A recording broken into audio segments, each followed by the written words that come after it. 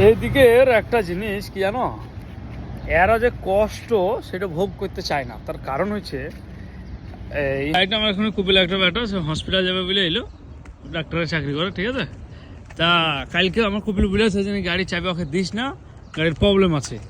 তো আপনার সোনামণি মাইন্ড বেখে নেই, ও আপনার গাড়ির চাবি আমার রুমে ছিল, আমি ঘুমাচ্ছিলাম, সকালবেলায় চাবি নিয়ে চলে এসছে। চাবি আপনার সকালবেলায় নিয়ে চলে আসছে দিয়ে গাড়ি দুনিয়ার হারারা হিট। দেখুন মেসেজ করছে রায়হান আর একটা গাড়ি আছে সেটা লিয়ে আই, এই গাড়িটা নিয়ে যা। এই গাড়িটা ছিমে যে আমি ছেড়ে দিচ্ছি আমার ওপর। লাঠিটা নেওয়ার কারণ হচ্ছে যে কব্বরটা আছে একটু দাঁড়ায় না, তাই খেলে দাঁড়াইতে হবে। তা নসিব ভালো এই যে পেলছে একটু পানির ট্যাঙ্কি আছে, ট্যাঙ্কার মানে, তাই ভাবছি এখন পানি ভরে ঠান্ডা করে তারপর একেবার নিয়ে যাওয়ার জিম্মেদার এখন আমার।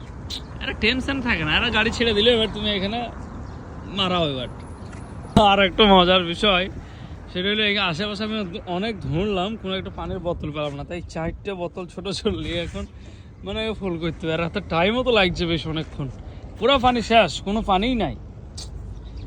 দুবার চলে আসা হইলো, দেখ ফাইনালি গাড়ি তো রেডি করে নিয়ে গেছে ইনশাল্লাহ। দেখা যায় আগে কোনো প্রবলেম আছে কিনা। এখন তো হেড ঠিকঠাক আছে, বেশি দূর লয় আমার বাড়ি, তাহলেও লয় 2-5 কিলোমিটার মধ্যেই।